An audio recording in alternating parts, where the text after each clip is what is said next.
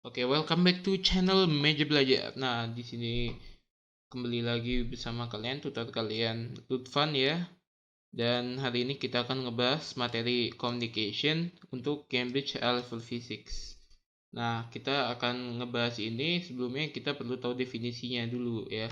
Mari kita lihat definisinya apa gitu. Communication is the means by which information is transferred. Mari kita garis bawahi dua kata. Yang pertama informasi, yang kedua transfer atau perpindahan gitu ya. Artinya kita untuk sebuah komunikasi terjadi, maka kita perlu sebuah informasi berpindah dari satu pihak ke pihak yang lain secara sukses gitu. Nah, sebagai contoh di sini gue punya dua pihak, pihak A dan pihak B. Si pihak A ini ingin mengatakan kepada pihak B bahwa jawabannya 90 gitu.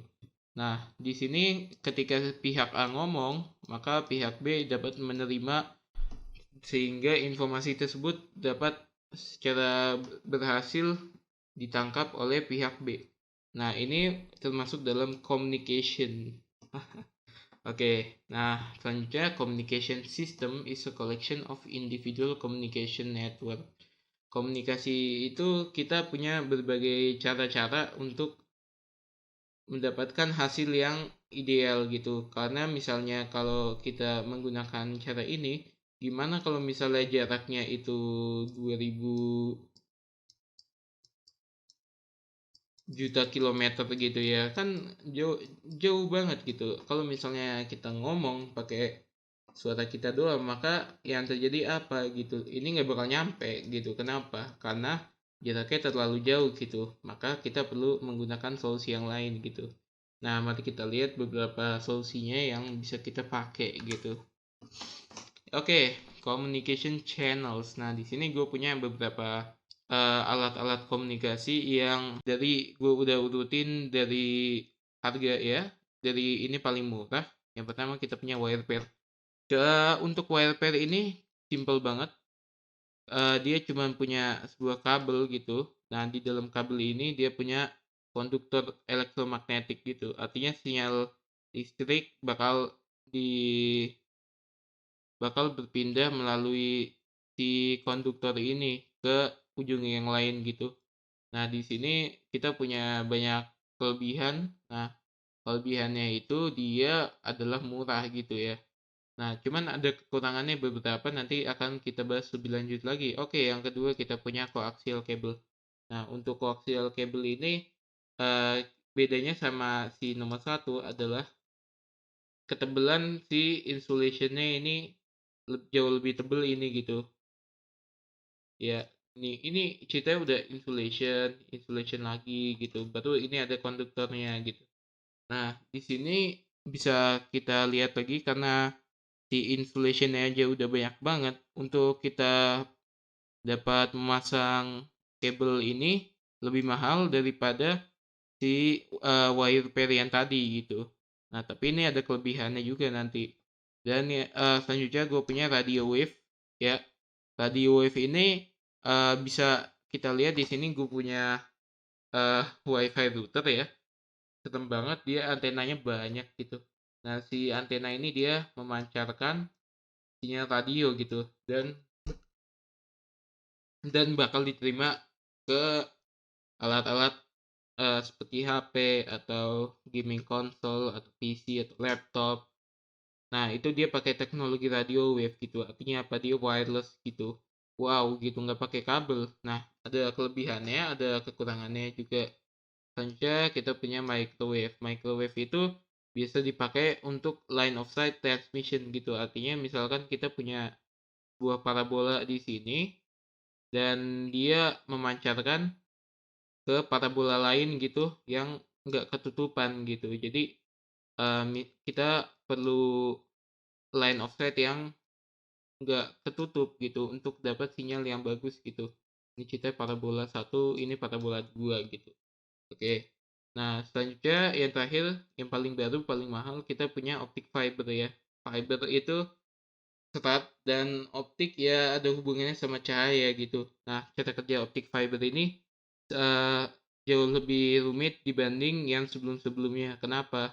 Karena dia menggunakan cahaya di dalam sebuah kaca ya. Ini ceritanya kaca ini, dan cahaya tersebut yang membawa informasi dia mantul-mantul gini, sehingga informasi tersebut bisa jalan melewati si kabel fiber optik ini gitu. Dan di luarnya kita punya seratnya gitu ya. Nah, di sini kita tahu kalau misalnya cahaya itu dia nggak bakal kena interference atau gangguan dari sinyal elektromagnetik di sekitarnya, dan ini adalah plus yang sangat gede. Selain itu, kabel fiber optik ini masih agak jarang ditemui, terutama untuk tempat-tempat yang masih terpencil gitu. Karena untuk pemasangan fiber optik ini bisa dibilang investasi yang lumayan gitu. Karena lebih mahal dibanding si coaxial cable ini gitu. Nah, mari kita lihat Simple Radio Communication System. Nah, di sini gue punya beberapa komponen. Yang pertama, komponen untuk input mikrofon. Mikrofon tugasnya dia merekam sinyal suara, dan ya dia dijadiin sinyal elektromagnetik gitu. Dan selanjutnya sinyal elektromagnetik itu kita harus taruh di amplifier dulu. Kenapa? Nah, misalkan kita langsung dari mikrofon langsung ke aerial gitu, ketika diterima lagi bisa jadi udah nggak ada gitu. Maksudnya udah nggak ada tuh, dia sinyalnya udah nggak kedetek lagi gitu di aerial yang si penerima ini. Maka kita perlu taruh amplifier biar dia sinyalnya makin kuat gitu.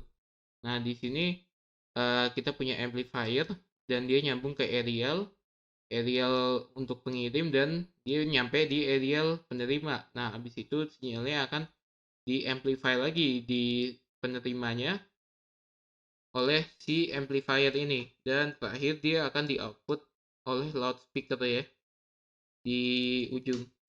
Nah, kelebihannya untuk si simple radio communication system ini itu adalah mudah dan murah gitu. Nah, kalau misalnya kalian pengen iseng-iseng aja gitu, kalian bisa kayak gini gitu, mungkin sangat murah ya, karena kalian cuma perlu beberapa kabel gitu, dibandingkan kalau misalnya kalian lihat infrastruktur lain gitu kayak cellphone tower gitu yang dia udah mahal banget gitu, dia pakai power banyak gitu, dan ya rumit gitu. Dibandingkan ini simple banget. Nah, kekurangannya tapi lumayan nih, only one per area. Kenapa cuma bisa satu gitu? Ini kan kita menggunakan transmisi pakai radio wave ya. Nah, radio wave ini seperti kita tahu gelombang, dia punya amplitude dan frekuensi yang nggak selalu ada, yang nggak selalu sama gitu. Jadi kayak amplitude-nya bisa naik turun, frekuensinya bisa tambah cepat, tambah lambat gitu. Nah, misalnya kita punya buat gelombang yang bawa informasi itu gelombang yang ini gitu. Nah, habis itu apa gitu? Kita punya sebuah gelombang lain yang di sekitar sini gitu. Nah, dia jadinya ngelewatin si gelombang kita tadi nih. Nah, gimana caranya kita ngebedain antara gelombang kita sama gelombang mereka gitu? Sebetulnya kalau kita pakai solusi ini nggak ada gitu. Karena kita nggak tahu yang mana yang bakal kita terima, dan bisa jadi si kedua gelombang ini malah mengalami superposition ya. Artinya mereka bakal interfere satu sama lain karena bisa jadi frekuensi dan amplitude sama, sehingga bakal tambah ya istilah sinyalnya berubah gitu. Makanya untuk simple radio communication system ini dia cuma bisa satu di sebuah area gitu. Dan selanjutnya high power required for long distances. Oke, karena untuk radio wave ini dia bisa dibilang kalau penggunaannya cuma kayak gini gitu, kita nggak ngatur frekuensi atau wavelength-nya gitu, maka kita bakal perlu power yang gede untuk range yang jauh. Kenapa? Karena ada sebuah istilah namanya attenuation. Nah, di sini attenuation itu kita akan bahas nanti. Oke. Nah, solusinya gimana gitu? Eh, Masalah ini bisa diselesaikan oleh sebuah proses namanya modulasi ya. Nah, modulasi ini artinya apa gitu? Artinya modulasi itu kita atur dan kita bentuk si gelombang sinyalnya sesuai beberapa aturan gitu. Nah, di sini cara mengirimkan si informasi tersebut menggunakan sesuatu namanya carrier wave gitu. Artinya dia gelombang yang membawa informasi gitu. Nah, misal ini kita punya maaf, kita punya sebuah carrier wave di sini gitu ya.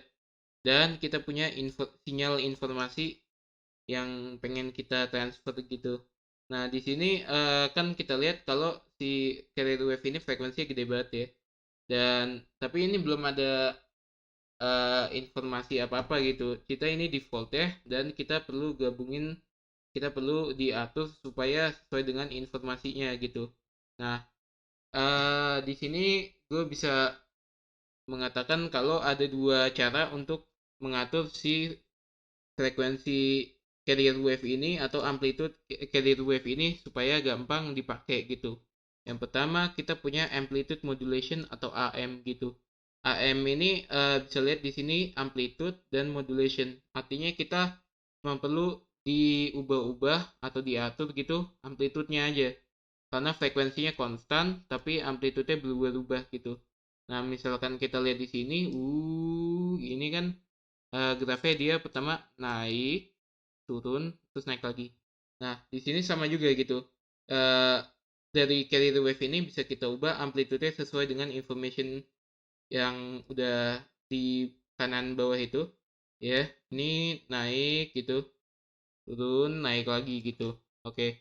Jadi basically dari sebuah carrier wave ini setelah kita atur, maka dia udah membawa informasi gitu, informasinya dalam bentuk amplitude. Dan ini seperti kita lihat di sini frekuensinya nggak berubah-ubah gitu. Nah, kelebihannya apa gitu? Nah, kalau misalnya kita udah punya frekuensi yang konstan, ketika misalnya kita pengen menerima gitu, misalkan kalian punya radio di mobil, nah kita tinggal perlu nyari sinyal yang di frekuensi tersebut gitu, dan nggak usah takut apakah sinyal itu benar gitu. Dan ya karena frekuensinya sama terus gitu. Jadi kita cuma perlu menerima sinyal yang frekuensinya itu. Dan kita lihat dari amplitudenya untuk mendapatkan informasinya gitu. Nah, selanjutnya kita punya lagi namanya frekuensi modulation. Nah, ini kebalikannya AM ya. Di sini frekuensinya yang kita ubah-ubah, sedangkan amplitudenya konstan. Nah, di sini kalau misalnya kita bandingin lagi sama si information yang kita punya ya. Di sini kita atur berdasarkan displacement terhadap waktu ya. Nah, di sini dia awalnya naik, lalu turun, lalu naik gitu. Nah, di sini kita bisa ubah sesuai frekuensi sesuai dengan si information ini. Nah, jadi di sini frekuensinya awalnya dia makin kencang gitu ya. Nih, ini makin kecil kan ya, abis itu dia makin lambat gitu, artinya frekuensinya makin turun gitu sehingga dia kayak jedanya lumayan gitu, lalu abis itu dia naik lagi sehingga frekuensinya nambah lagi. Ya basically ini tuh cara untuk kita masukin informasi di sebuah carrier wave gitu, dan di sini ya frekuensinya kita atur tapi amplitude konstan gitu. Tapi FM ini emang lebih ribet daripada AM, jadi kita bakal ngebahas AM aja untuk mempermudah ya. Nah, di sini selanjutnya kita bakal ngebahas konsep namanya bandwidth. Apa sih bandwidth? Nah, bandwidth itu kita punya dua definisi ya. Yang pertama rate of information transfer gitu. Artinya seberapa cepat sebuah informasi bisa kita transfer atau kita pindahin gitu ya. Kalau misalnya kalian tahu internet kalian gitu misalnya 100 Mbps gitu. Nah, di sini kan berarti kita bisa ngetransfer 100 juta bit per detik gitu ya. Nah, ini termasuk namanya bandwidth gitu. Nah, selanjutnya kita juga punya definisi yang lain lagi. range of frequencies occupied by the amplitude modulated waveform. Nah, ini kita ngebahas tentang AM. Seperti yang kita ingat lagi, AM itu dia frekuensinya nggak berubah-ubah. Sehingga kita punya sebuah carrier wave. Nah, di sini di graf ini kita carrier wave-nya adalah yang di tengah sini. Di mana Fc itu adalah frekuensi carrier wave. Nah, di sini amplitude-nya dia ketinggiannya paling gede gitu. Nah, ini apa nih di sampingnya? Nah, ini namanya sideband frekuensi. Sideband frekuensi itu dia kayak semacam tambahan gitu. Dan untuk mengukur bandwidth yang diukur adalah, jadi ini misalnya kita punya frekuensi carrier wave, maka di sebelah kirinya ada sideband 1 dan di sebelah kanannya ada sideband. Nah, jarak di antara dua ini dia namanya Fs gitu. Sehingga bandwidthnya adalah 2Fs karena ya ini tambah ini gitu. Dan bandwidth itu kan seperti kita tahu gitu frekuensi occupied. Nah, range itu sebanyak 2Fs ini gitu. Maka untuk si sinyal ini dia menggunakan frekuensi dari sini sampai sini gitu. Nah, by the way, ada fakta lain lagi. FM punya lebih dari 2 sideband frekuensi. Jadi, pakai teknologi gitu, kita bisa punya bandwidth yang lebih gede walaupun frekuensi range-nya sama gitu. Oke, nah selanjutnya kita lihat kelebihan AM dan kelebihan FM. Oke, kelebihan AM apa aja nih? Yang pertama, AM itu lebih murah, lebih mudah gitu. Nah, di sini murah ini lumayan berpengaruh ya. Dan yang kedua yaitu very large range gitu. Nah, kalau misalnya radio nasional gitu, di mana kalian perlu ngejangkau satu pulau atau satu negara atau satu benua gitu, nggak mungkin sih, mungkin bisa satu benua.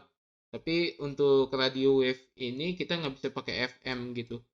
Kita mendingan pakai AM karena dia lebih murah, lebih efisien power juga gitu. Walaupun kekurangannya ada kalau AM ini kualitasnya lebih rendah daripada FM. Kenapa? Karena kita tahu AM dan FM kalau pakai frekuensi range yang sama, bandwidthnya gedean FM. Berarti FM kualitas audionya lebih bagus gitu. Nah, tapi kalau misalnya kita punya radio lokal gitu, kita bisa pakai FM gitu, karena kita nggak perlu range yang gede-gede gitu. Kelebihan FM itu dia lebih sulit kena noise dan interference dan kualitasnya lebih tinggi karena bandwidthnya lebih gede.